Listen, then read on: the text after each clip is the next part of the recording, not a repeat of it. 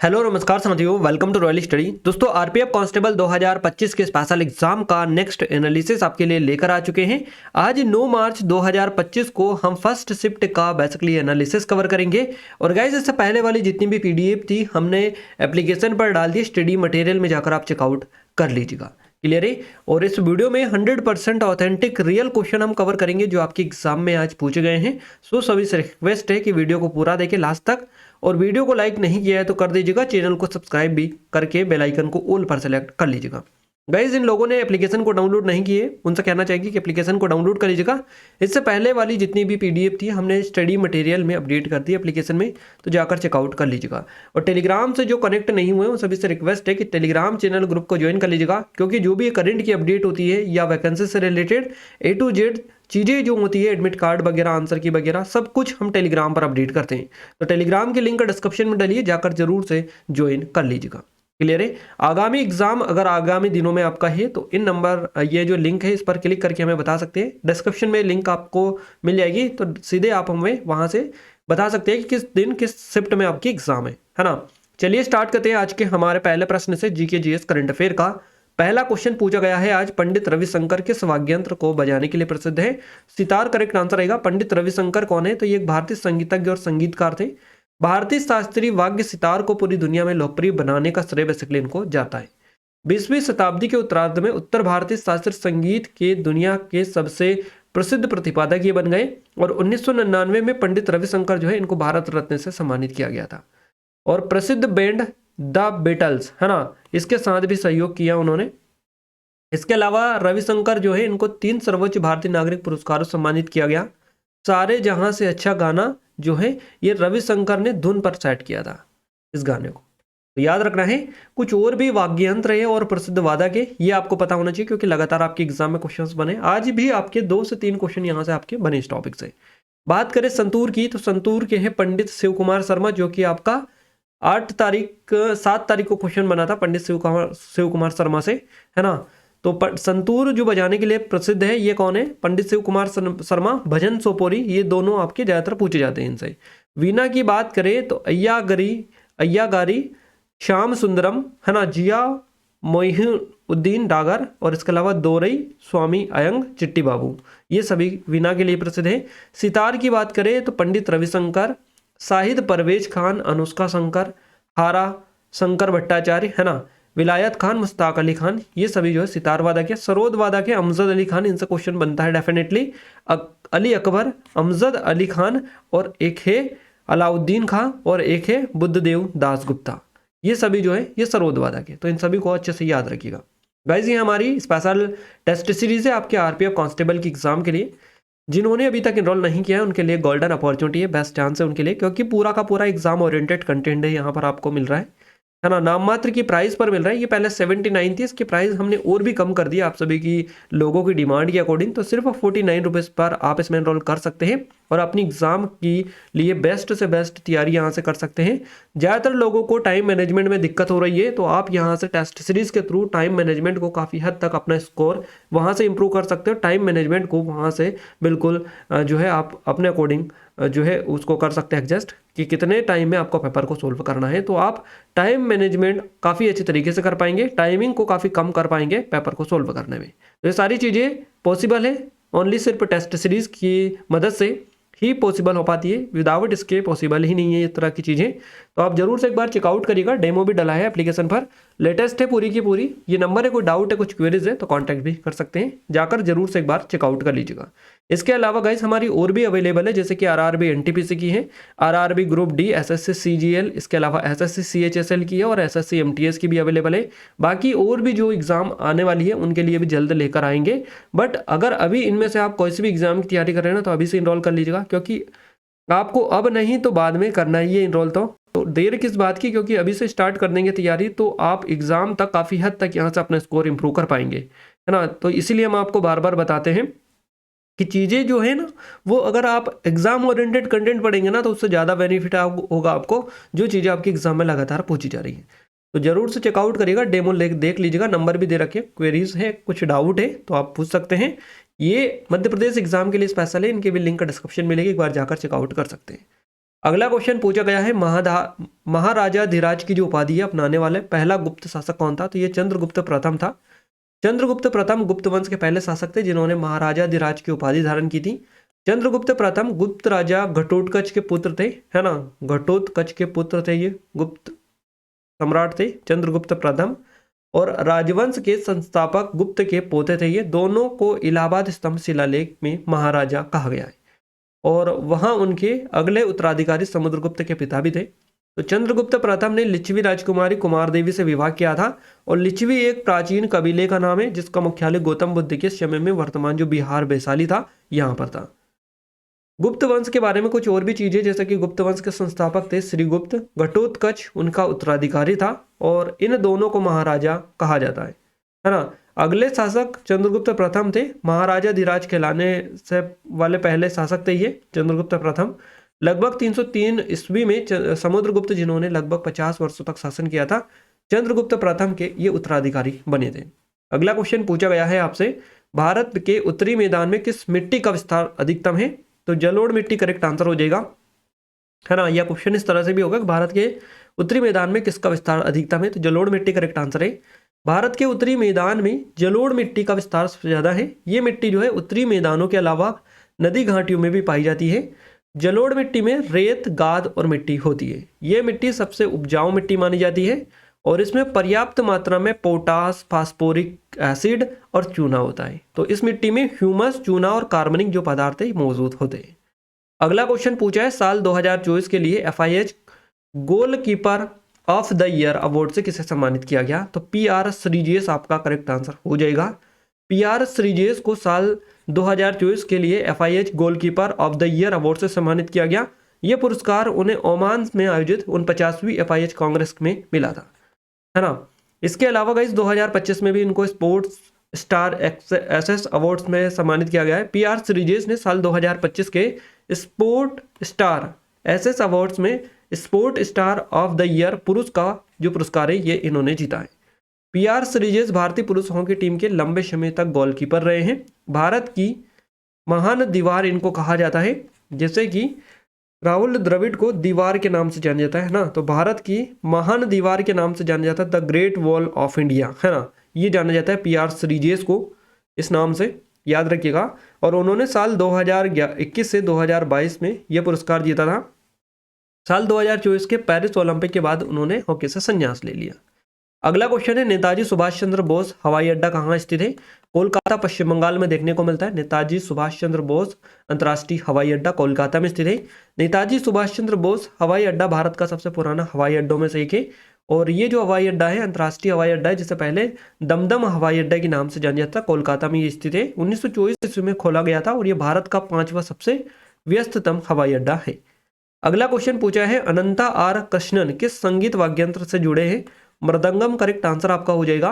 अनंता R कृष्णम, है ना, कृष्णन मृदंगम से जुड़े एक प्रसिद्ध संगीतकार है, और मृदंगम जो है दक्षिण भारत का एक शास्त्रीय तालवाद्य है जिसका कर्नाटक संगीत में व्यापक रूप से प्रयोग किया जाता है। यह 1-2 सिर वाला ड्रम है जिसमें एक सिर बांस ध्वनि उत्पन्न करता है और दूसरा तीरा ध्वनि उत्पन्न करता है। अगला क्वेश्चन है, अनुच्छेद 50 और 51 किससे संबंधित है? न्यायपालिका और कार्यपालिका के पृथक्करण और अंतर्राष्ट्रीय शांति और सुरक्षा से जुड़े हुए हैं, है ना। तो अनुच्छेद 50 और अनुच्छेद ये 51 है। अनुच्छेद जो 50 है ये संविधान के भाग 4 में आता है। राज्य की सरकारी सेवाओं में न्यायिक पालिका और कार्यपालिका से अलग करने का जो प्रावधान करता है। अनुच्छेद 51 भी भाग 4 में ही आता है। ये अंतर्राष्ट्रीय शांति और सहयोग के महत्व पर जोर देता है। नेक्स्ट क्वेश्चन पूछा है, निम्न में से किसमें एसिटिक एसिड होता है ना। तो ये सिरका में होता है एसिटिक एसिड, सभी प्रकार के सिरके में मौजूद होता है, और इसका रासायनिक सूत्र है CH3COOH, है ना, याद रखिएगा। सिरके में मौजूद एसिटिक जो अम्ल होता है इसका जो परसेंटेज वजन है ये 4-5% के बीच में होता है। अगला क्वेश्चन है, भारतीय संविधान के भाग 1 में किसका जिक्र है? तो संघ और उसके क्षेत्र का जिक्र यहाँ पर किया गया है। भारतीय संविधान के भाग 1 में या पहले भाग में संघ और उसके क्षेत्र का जिक्र है। तो भाग सभी आपको हम बता देते हैं, भाग 1 संघ और उसके क्षेत्र का जिक्र है, भाग 2 में नागरिकता का जिक्र है, भाग 3 मौलिक अधिकारों से संबंधित है, भाग 4 राज्य के नीति निर्देशक सिद्धांत से रिलेटेड है, भाग 4A मौलिक कर्तव्य से रिलेटेड है, भाग 5 संघ से रिलेटेड, भाग 6 राज्य से रिलेटेड है, और भाग जो 8 है ये केंद्र शासित प्रदेश से संबंधित है। भाग 15 चुनाव से जुड़े अनुच्छेद से संबंधित है। तो सारे भाग लगभग हमने कवर करवा दिए जो इंपॉर्टेंट लेवल के हैं, अच्छे से याद रखिएगा। अगला क्वेश्चन है स्वर्णिम चतुर्भुज योजना की कुल लंबाई कितनी है? तो यह है 5846 किलोमीटर। स्वर्णिम चतुर्भुज योजना की बात करें, ये भारत में पूरी की गई सबसे बड़ी राजमार्ग परियोजना है, दुनिया की 5वीं सबसे लंबी राजमार्ग परियोजना है। स्वर्णिम चतुर्भुज की जो कुल लंबाई है 5846 किलोमीटर है और स्वर्णिम चतुर्भुज भारत के 13 शहरों या 13 राज्यों से होकर यह गुजरता है। नेक्स्ट क्वेश्चन है किसी राज्य में मंत्रिपरिषद में मुख्यमंत्री सहित मंत्री की कुल संख्या उस राज्य की विधानसभा के सदस्यों की कुल संख्या के कितने % से अधिक नहीं हो सकती है? तो 15% करेक्ट आंसर रहेगा, है ना। किसी राज्य में मंत्रिपरिषद में मुख्यमंत्री सहित मंत्रियों की कुल संख्या उस राज्य की विधानसभा के सदस्यों की कुल संख्या के कितने % से अधिक नहीं हो सकती? 15% से, है ना। और राज्यों की जनसंख्या के आकार के आधार पर एक विधानसभा की अधिकतम शक्ति 500 और न्यूनतम शक्ति जो है 60 पर निर्धारित की गई है। ज़्यादा से ज़्यादा 500 रह सकती है, कम से कम 60 रह सकती है। ये बेसिकली विधानसभा जो सदस्य है इनकी अधिकतम और न्यूनतम सदस्य संख्या निर्धारित की गई है, ये आपको याद रखना है। क्वेश्चन इससे भी बन चुका है। नेक्स्ट है बेकिंग सोडा का रासायनिक नाम क्या है? सोडियम बाइकार्बोनेट या फिर सोडियम हाइड्रोजन कार्बोनेट इसको कहा जाता है। धोने का सोडा की बात करें तो इसका जो रासायनिक नाम है ये सोडियम कार्बोनेट है, Na2CO3 है ना। खाने का जो सोडा है जिसको बेकिंग सोडा भी कहा जाता है, सोडियम बाइकार्बोनेट इसका नाम है, रासायनिक नाम, है ना। NaHCO3 इसका फॉर्मूला है। कास्टिक जो सोडा है सोडियम हाइड्रोक्साइड होता है ना, NaOH इसका फॉर्मूला है। ब्लीचिंग पाउडर जो कि कैल्शियम हाइपोक्लोराइड होता है, CaOCl2, है ना। तो इन सभी के फॉर्मूलेस और रासायनिक नाम आपको याद रखने, आगे से क्वेश्चन बन सकते हैं आपके। अगला क्वेश्चन है गॉबलेट कोशिकाएं कहाँ पाई जाती है? तो ये श्वसन, पाचन और प्रजनन ऊतकों में बेसिकली देखने को मिलती हैं। गॉबलेट कोशिकाएं श्वसन, पाचन, प्रजनन ऊतकों में पाई जाती है। ये कोशिकाएं अंगों की उपकला परत में बिखरी हुई होती है और ये कोशिकाएं एकल कोशिका ग्रंथि होती हैं। ये कोशिकाएं मनुष्यों और स्तनधारियों में मौजूद होती है। तो याद रखना है, काफी ज्यादा इंटरेस्टिंग है और इंपॉर्टेंट भी है। अगला क्वेश्चन हम देखें उससे पहले थोड़ी सी चीजें हम कवर करवा दें। देखिए गाइस, हमारी ये जीके की स्पेशल ई बुक है, जीके की लेटेस्ट ई बुक है स्पेशल, और ये सिर्फ आपको 25 रुपीज़ में मिल जाएगी, है ना। लेटेस्ट है, TCS का लेटेस्ट पैटर्न। तो आपको यहाँ से 25 रुपीज़ में 1500 से अधिक क्वेश्चन यहाँ से आपके कवर हो जाएंगे, जो लेटेस्ट क्वेश्चन होंगे। तो आप जरूर से एक बार डेमो चेकआउट कर लीजिएगा। नंबर है, कोई डाउट है, कुछ क्वेरीज है तो कॉन्टैक्ट भी कर सकते हैं। अगला क्वेश्चन पूछा गया है वायलिन कौन बजाता है ना। तो एग्जैक्ट नाम तो हमें नहीं मिल पाए हैं। वीणा के प्रसिद्ध जो प्रतिपादक है, इस तरह से क्वेश्चन बना था कि कौन है। देखिए, एक ने बताया था वायलिन कौन बजाता है और दूसरे ने बताया वीणा से रिलेटेड कि वीणा के प्रसिद्ध प्रतिपादक पूछे गए। अगर वीणा का पूछा गया होगा तो जयंती कुमार है करेक्ट आंसर रहेगा, और वायलिन से क्वेश्चन होगा तो ये TN Krishnan, A Kanyakumari, HK Venkataram, Mysore बंधु, ज्योत्सना श्रीकांत, सुब्रमण्यम L सुब्रमण्यम, ये जो है वायलिन वादक है ना। तो वायलिन बजाने वाले व्यक्ति को वायलिन वादक कहा जाता है। और वायलिन तार वाले वाद्य यंत्रों में से एक है, यह स्ट्रिंग परिवार का सबसे प्रतिष्ठित वाद्य यंत्र है। ऑर्केस्ट्रा और चेंबर समूह में वायलिन की अहम भूमिका होती है। नेक्स्ट जो क्वेश्चन पूछा है ये पोरीफेरा से बना था। पोरीफेरा स्पंज का वैज्ञानिक नाम है और यह एक संघ है जिसमें छिद्र युक्त जीव आते हैं। तो पोरीफेरा स्पंज का वैज्ञानिक नाम है, संघ है जिसमें छिद्र युक्त जीव आते हैं। पोरीफेरा जो शब्द है लैटिन भाषा से लिया गया है, इसका मतलब होता है छिद्रवाहक। स्पंज सरल अकेरुसी, है ना, अकशेरुकी जीव होते हैं। ये ताजे और खारे पानी में पाए जाते हैं। अगला क्वेश्चन पूछा गया है अकबर की पुस्तक अकबरनामा के पहले अध्याय में किसका वर्णन है? तो इसमें अकबर के जन्म, उनके पूर्वजों के इतिहास और उनके पालन पोषण का वर्णन मिलता है। अकबरनामा के पहले खंड में अकबर के जन्म, उनके पूर्वजों के इतिहास और अकबर और बाबर और हुमायूं के शासनकाल का वर्णन है। इसके अलावा दिल्ली के सूरी सुल्तानों के शासनकाल का भी जिक्र इसमें मिलता है। तो अकबरनामा को बहुभाषाविद अबुल फजल ने लिखा था, है ना। अबुल फजल अकबर के दरबारी थे और अकबरनामा आईने ए अकबरी दोनों मिलाकर एक ही पुस्तक है, आपको ये याद रखना है। अगला क्वेश्चन पूछा गया है मुख्यमंत्री निजुत मोइना योजना किससे संबंधित है? तो बाल विवाह को रोकने और बालिकाओं को सशक्त बनाने से संबंधित है। ये बाल विवाह को रोकने, बालिकाओं को सशक्त बनाने के लिए असम सरकार ने मुख्यमंत्री निजुता मोइना जो योजना है शुरू की है, असम की है। ये करीबन 10 लाख छात्राओं को इससे लाभ मिलेगा। अगला क्वेश्चन है, देखिएगा इस करंट अफेयर का आप सभी लोग पूछ रहे थे कितने क्वेश्चंस बनते। तो करंट अफेयर से एक बता रहे थे कि 10 क्वेश्चंस के लगभग बने, 10 से 12, और दूसरे ने बताया 2024 करंट अफेयर से 12 से 15 क्वेश्चन पूछे गए। तो इस तरह से कम 10 क्वेश्चन, ज़्यादा से ज़्यादा 15 क्वेश्चन, इस तरह से इनके बीच में क्वेश्चन आपके बन रहे। तो आप इसी हिसाब से तैयारी करिएगा, है ना, करंट अफेयर की। अगला है अनुच्छेद 52 से 78 के अंतर्गत किससे जुड़े प्रावधान है? तो भारत की संघीय कार्यपालिका से जुड़े प्रावधान है 52 से 78 के बीच में। भारतीय संविधान की ये अनुच्छेद 52 से 78 के अंतर्गत भारत की संघीय कार्यपालिका से जुड़े प्रावधान, इसमें राष्ट्रपति से जुड़े प्रावधान भी शामिल है। अनुच्छेद 52 में कहा गया भारत का एक राष्ट्रपति होगा और अनुच्छेद 53 में कहा गया संघ की कार्यकारी शक्ति राष्ट्रपति में निहित होगी। नेक्स्ट क्वेश्चन है विटामिन सी से एस्कॉर्बिक एसिड के रूप में जानी जाती है विटामिन सी, है ना। कई महत्वपूर्ण कार्य होते हैं इसके, इसमें कोशिकाओं की रक्षा करने और उन्हें स्वच्छ रखने में मदद करना, है ना। स्वच्छ त्वचा, रक्त वाहिकाएं, हड्डियों और उपास्थि को बनाए रखने में मदद करती है। अगला क्वेश्चन है भौतिकी में वेग से क्वेश्चन बना था। किसी वस्तु की गति की दर और दिशा को बताता है ये वेग, है ना। तो भौतिकी में वेग किसी वस्तु की गति दर, है ना, गति की दर और दिशा को बताता है। यह गति की दिशा और दर का सदिश माप है। वेग को मापने के लिए वेग का सूत्र इस्तेमाल किया जाता है। अगला क्वेश्चन बना है आपका 1947 1947 में भारत के शिक्षा मंत्री कौन थे? तो ये मौलाना अबुल कलाम आज़ाद करेक्ट आंसर रहेगा, अब्दुल कलाम आज़ाद, है ना। 1947 में भारत के शिक्षा मंत्री थे मौलाना अब्दुल कलाम आज़ाद। और 1947 में भारत के कानून मंत्री कौन थे? तो डॉक्टर बी आर अम्बेडकर थे, भीमराव अम्बेडकर। आजाद भारत के पहले कानून मंत्री थे डॉक्टर बी आर अम्बेडकर। हमें दो क्वेश्चंस मिले, एक शिक्षा मंत्री बताया, दूसरे ने कानून मंत्री बताया, तो हमारा फर्ज बनता है कि दोनों हम क्लियर करें। वैसे तो आपको पता होगा, फिर भी हम क्लियर आपको करवा रहे हैं, है ना। तो आजाद भारत के पहले कानून मंत्री थे बी आर अम्बेडकर। 15 अगस्त 1947 को कानून और न्याय मंत्री बने थे और पहले नेहरू मंत्रालय में भी ये रहे थे। इनका जन्म हुआ 14 अप्रैल 1891 को। भारतीय न्यायविद, अर्थशास्त्री, राजनीतिज्ञ और समाज सुधारक थे। बाबा साहेब के नाम से जाने जाते हैं और वे देश में लेबर कानून से जुड़े कई बदलाव करने वाले थे। अगला क्वेश्चन पूछा गया ओमकारेश्वर से। ओमकारेश्वर बांध किस नदी पर बना हुआ है? तो नर्मदा नदी पर। ओमकारेश्वर किस नदी के किनारे स्थित है? तो नर्मदा नदी के किनारे, है ना। दोनों क्वेश्चन यहाँ से कवर हो रहे हैं, अलग अलग मिले हैं हमें। ओमकारेश्वर मंदिर जो है ये नर्मदा नदी के बीच में बने द्वीप पर है और ये मंदिर मध्य प्रदेश के खंडवा जिले में है। ओमकारेश्वर कहाँ पर? मध्य प्रदेश के खंडवा जिले में। ओमकारेश्वर बांध नर्मदा नदी पर बना है, मध्य प्रदेश के खंडवा जिले में स्थित है। गुरुत्व बांध है और इसका निर्माण सन 2003 से 2007 के बीच में हुआ था। नेक्स्ट क्वेश्चन पूछा है काकोरी कांड कब हुआ था? 9 अगस्त 1925 को।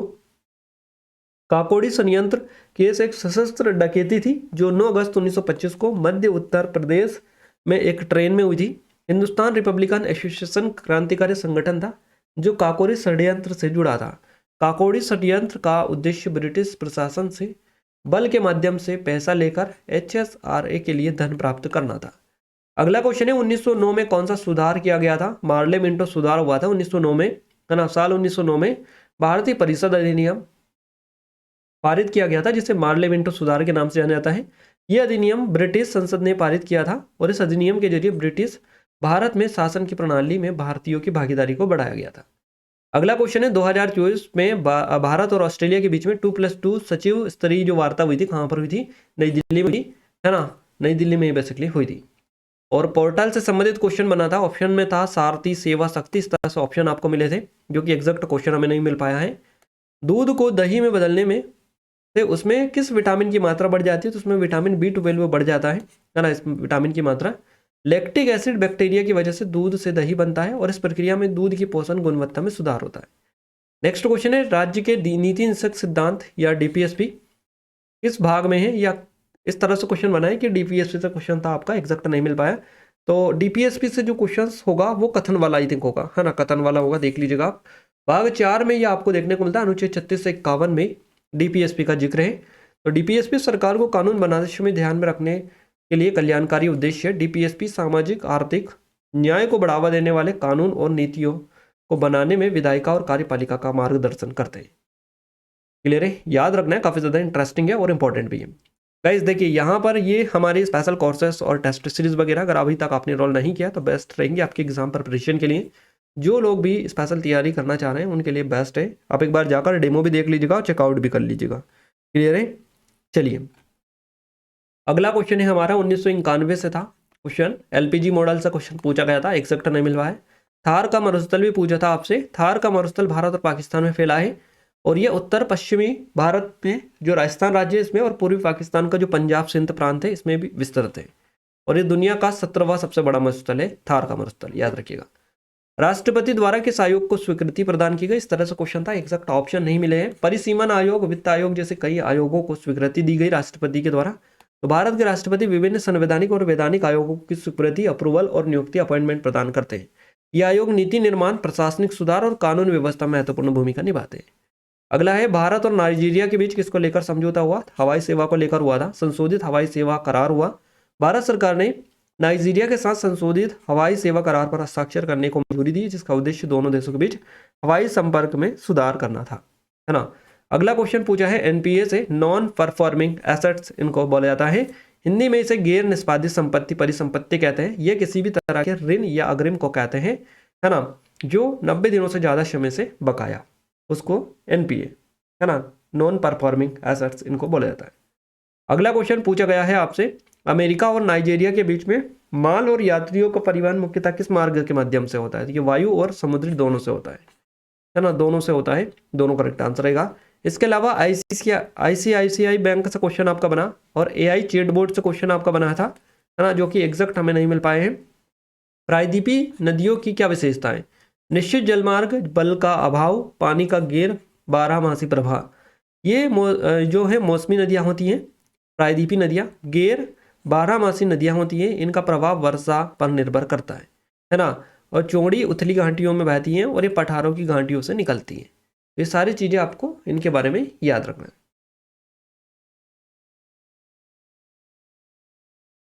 अब देखिए गाइस, यहाँ पर ये बॉम्बे एक्सचेंज से क्वेश्चंस बना है ना, स्टॉक एक्सचेंज से क्वेश्चन बना है, तो आप देख लीजिएगा थोड़ा सा इसको। ये हमें एग्जैक्ट नहीं मिला है, कुछ था AYDX करके पूछा था आपसे, तो ये एग्जैक्ट समझ में नहीं आ रहा है क्या क्वेश्चन था, है ना, तो देख के जाइएगा अच्छे से। नेक्स्ट है भारतीय राष्ट्रीय कांग्रेस का प्रथम अध्यक्ष कौन था, व्योमेश चंद्र बनर्जी थे। 1885 में एलन ऑक्टेवियम ह्यूम ने की थी इसकी स्थापना, भारतीय राष्ट्रीय कांग्रेस की। AO ह्यूम ने एक सेवानिवृत्त सिविल सेवा अधिकारी थे, इन्होंने भारतीय राष्ट्रीय कांग्रेस की स्थापना की थी और उन्होंने भारतीयों के बीच बढ़ती राजनीतिक चेतना को देखा और इसे एक सुरक्षित संवैधानिक रूप देना चाहते थे, ताकि उनकी नाराजगी भारत में ब्रिटिश शासन के खिलाफ लोकप्रिय जन आंदोलन में विकसित ना हो, है ना। तो ये चीजें थी जो कि आपको याद रखना है, जो आप भी आपके एग्जाम में क्वेश्चन आज बने, पूरे लगभग हमने कवर करवा दिए हैं। अब हम मैथ्स और रीजनिंग को फटाफट देख लेते हैं क्या क्या चीज़ें आपकी एग्जाम में पूछी गई। ये ऑनलाइन कोर्सेज हैं, इनके बारे में ऑलरेडी हम आपको बता ही चुके हैं, क्लियर है। अगर आपने अभी तक डेमो नहीं देखा तो जरूर से चेकआउट करिएगा। ये स्पेशल ई बुक है हमारी, जो कि सिर्फ 25 में मिल रही है। 25 में 1500 से अधिक क्वेश्चन यहाँ से आपके कवर हो जाएंगे। मैथ्स की बात करें गाइस, मैथ्स में जो क्वेश्चन आपके बने ये नंबर सिस्टम से 3 से 4 क्वेश्चन बने, रेशियो प्रोपोर्शन से आपके 2 क्वेश्चन बने, मेंसुरेशन से 2 क्वेश्चन है, स्पीड टाइम डिस्टेंस से 3 क्वेश्चन है, टाइम एंड वर्क से 2 क्वेश्चन है, SICI से 2 क्वेश्चन है, आपके एवरेज से आपके 3 क्वेश्चन है, परसेंटेज से 2 से 3 क्वेश्चन है, प्रॉफिट एंड लॉस से 3 क्वेश्चन है, फंडामेंटल एरिथमेटिकल ऑपरेशन से 3 क्वेश्चन पूछे गए। रीजनिंग में एनालॉजी से 3 क्वेश्चन है, सीरीज से 3 क्वेश्चन है, कोडिंग डिकोडिंग से 3 क्वेश्चन है, और पजल सेटिंग अरेंजमेंट से 4 क्वेश्चन है, ब्लड रिलेशन से 2 क्वेश्चन है, डायरेक्शन एंड डिस्टेंस से 2 क्वेश्चन है, रैंकिंग ऑर्डर से 2 क्वेश्चन, वेन डायग्राम से 2 क्वेश्चन, फिलोज में से 2 क्वेश्चन, मैथमेटिकल ऑपरेशन से 2 question, number and alphabetical series से 2 क्वेश्चन पूछे गए। डिसीजन मेकिंग से 1 क्वेश्चन था, स्टेटमेंट्स एंड कंक्लूजन से 1 क्वेश्चन आपका पूछा गया, क्लियर है। इसके अलावा मिरर एंड रोटरी इमेज से 2 क्वेश्चन आपके बने हैं। तो इस तरह से ये चीज़ें हैं जो आपकी एग्जाम में आज पूछी गई हैं, है ना। मैथ्स रीजनिंग का हमने कवर करवा दिया टॉपिक, जीके का पूरा लगभग कवर करवाने की कोशिश करिए, ताकि ज़्यादा से ज़्यादा चीज़ें आपको कवर करवा पाएँ और ज़्यादा से ज़्यादा चीज़ें आप पता चले, ताकि आपको एक्जैक्ट पैटर्न का आइडिया भी लग पाए। तो सारी चीज़ें हमने कवर करवाई है गाइस। आपको वीडियो आई थिंक पसंद आया होगा, जरूर से वीडियो को लाइक करिएगा और अपने दोस्तों के साथ भी शेयर करिएगा, ताकि हमें सपोर्ट मिले, मोटिवेशन मिले, आपके लिए और अच्छी अच्छी वीडियोस हम लाने की कोशिश करते हैं, है ना। सब्सक्राइब नहीं किया है जरूर से कर लीजिएगा। टेलीग्राम को करेक्ट होना बिल्कुल नहीं आप भूलें, क्योंकि टेलीग्राम पर आप जरूर से जुड़ जाइएगा, जो भी अपडेट होता है सबसे पहले हम टेलीग्राम पर ही अपडेट करते हैं। ये स्पेशल टेस्ट सीरीज सिर्फ 49 रुपीज़ की प्राइस पर मिल जाएगी, लिमिटेड टाइम में एनरोल नहीं किया है तो कर लीजिएगा, बेस्ट है आपकी एग्जाम प्रिपरेशन के लिए। एक बार डेमो भी चेकआउट करिएगा, डिस्क्रिप्शन में लिंक है। और ये हमारी RRB NTPC के लिए अवेलेबल है, जिसकी एग्ज़ाम जल्द है आपके होने वाली है, तो ज़रूर से ज्वाइन कर लीजिएगा नहीं किए तो, क्योंकि आपकी एग्ज़ाम के लिए सबसे बेस्ट यही रहेगी। इसके अलावा यहाँ पर आपको एग्जाम ओरिएंटेड कंटेंट है पूरा का पूरा, तो जरूर से चेकआउट करिएगा, डेमो डिस्क्रिप्शन में डला है। ये हमारी RRB NTPC के लिए अवेलेबल है, ये RRB ग्रुप D की है, बेस्ट आपके लिए, है ना, सबसे बेस्ट रहेगी। ये SSC CGL के लिए है 2025, और ये CHSL और ये SSC MTS की। तो इन सभी की लिंक डिस्क्रिप्शन में डली, जाकर जरूर से चेकआउट करें, डिस्क्रिप्शन में चेकआउट करिएगा, एक से बढ़कर एक टेस्ट सीरीज आपको मिल जाएगी। ये मध्य प्रदेश एग्जाम के लिए स्पेशल है, इनकी भी लिंक डिस्क्रिप्शन में जाकर चेकआउट कर सकते हैं। क्लियर है। और ये सिर्फ 25 रुपीज़ में मिल जाएगी ये स्पेशल ई बुक, जहाँ पर 1500 से अधिक क्वेश्चन आप लेटेस्ट वाले कवर कर सकते हैं, कोई दिक्कत नहीं है, बड़ी आसानी से आप सारी चीज़ों को कवर कर सकते हैं, है ना। इन वीडियोस की पीडीएफ के लिए गाइस एप्लीकेशन को डाउनलोड कर लीजिएगा, टेलीग्राम चैनल ग्रुप को ज्वाइन कर लीजिएगा, दोनों के लिंक आपको वीडियो को डिस्क्रिप्शन में मिल जाएगी। क्लियर है। और चैनल को सब्सक्राइब नहीं किया है, सब्सक्राइब करके बेल आइकन को ऑल पर सेलेक्ट कर दीजिएगा, ताकि जो भी नया वीडियो आए सबसे पहले आप सभी के पास में पहुंच पाए। तो मिलते हैं हमारे नेक्स्ट स्टडी वीडियो में, तब तक के लिए जय हिंद, वंदे मातरम।